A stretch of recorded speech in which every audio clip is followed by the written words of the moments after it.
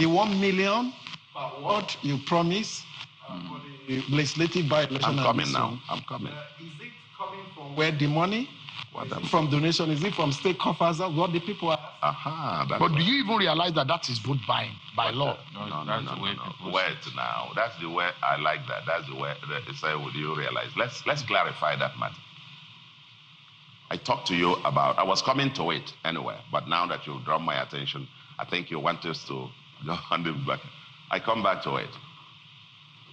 What we said to our people, I talked about this voter apathy. What we're contesting, not against, like I said, there are opponents, but there's no opposition. We're contesting against ourselves. We don't need to buy in. These are communities that are contributing money to give to us. We're going to give them money. That's ridiculous to talk about vote buying. Let me tell you, what we're trying to give our people is an incentive, okay? Our party structures, not the public, that if you vote, you'll get it. No. It is the party structures that will say, listen, ideally, in order to pay them to go knocking on doors, have canvassers, your party men, your party structure. You incentivize them in whatever way, everywhere in the world that happens, okay? You have staffs who go on campaigning with their own cars, they're fueling, their whatever. And we're saying, listen, it's not enough to say we are winning.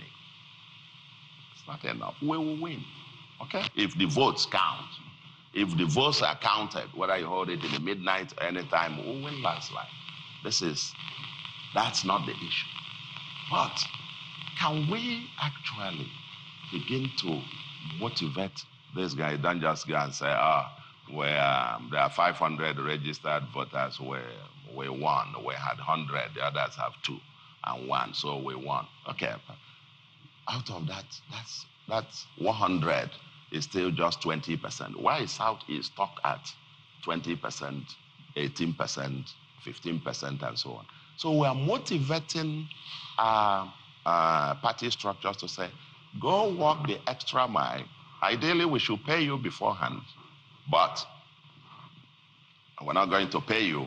But if you now work extra hard and mobilize voters and go to the polls, we might be able, almost by way of reimbursing your expenses, which is allowed by the law, by the way.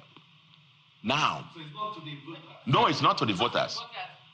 So, I know you want to come in here. Apologies. But Mr. Governor, realistically, what do you think those party structures and organs you talk about would be using to mobilize the people to come to the vote? Because I've monitored your campaigns, even though more often than not you speak in local dialect. Just on Friday, you were in a place called Injikoka. I hope I got it right.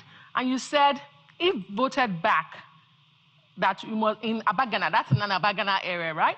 You said you would win, but it's not enough to just say that. You have to go all the way out. And you told them, mobilize voters and you will be rewarded hugely. Those were your words. You said huge reward awaits those who are able to bring the voters out. But my question here is, in our climb, in our elections, how do those party organs and structures you are inspiring to go out, how do they mobilize the people, and how are they mobilizing the people without money? That's where you get it wrong. Again, we are testing this hypothesis. And that's the reason we are not giving them money beforehand. Okay? Remember, if you are making efforts and you may win or may not win, you're not going to stake your own money. Okay? People are now going there knocking house to house. Because remember my message, my message is clear to them. I say, listen, don't sit at home and say, oh, he has won. Oh, he has no opponent. There's nobody contesting with him.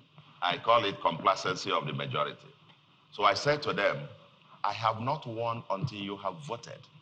So leave your house, go and vote. If you capture the entire thing, I say, as you are leaving, make sure your mother is living. The youths, on that day now, you start playing football. And when they ask you, say, is there movement? Because there is always restriction of movement on the election day. they will be sitting at home asking, is the movement now okay? Can I now leave? Or they start playing football and you ask them, he said, no, he has won. I said to them, no, don't sit at home and say he has won. And it's part of the hypothesis we're testing as well.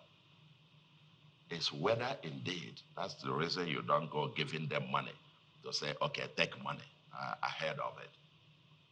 Go knock on the doors as party structures. If you are able to convince significant people, I told you I have an experience during our NPN days. We went house to house with lantern to get voters, even on the day of election. We were going, oh, this mama is still, mama come, I said, is there still line there? I said, yes, come, we'll go. In the Obama's election, I saw some of the workers, some of the staffers. One black woman was interviewed on CNN, and she was going from house to house. Please, mama, can we go? They will carry this one, run to the polling booth to vote. They will return the person, vote back again. It's saying, this way again, we are trying to test if our party structures can actually break this threshold, the magical threshold of 20%. 20% participation. We haven't gone beyond that. Even under the last presidential election, even with all the frenzy, presidential, wanted the president and so on. Brother here, Peter, still had 500-something thousand out of 2.7 million voters on the register. So when you look at that in every election, voter apathy, getting people out is the issue. And I disagree with you that the only way people go out to vote is if they are given money. No, I've won an election. Well, I didn't say it's the only way. Oh, I no, only no, said okay, our, so it's our not the only way. No, yeah. I'm just saying. We have seen vote buying a lot. No. Inducement. You see, in the North, participation rate is 30-something, 40-something%. Election comes, and you see people trailer loads. They are leaving from here, going back to the North to vote. That's consciousness. You go to the Southwest, you're getting 30-something, 40% participation rate. You come down to the Southeast.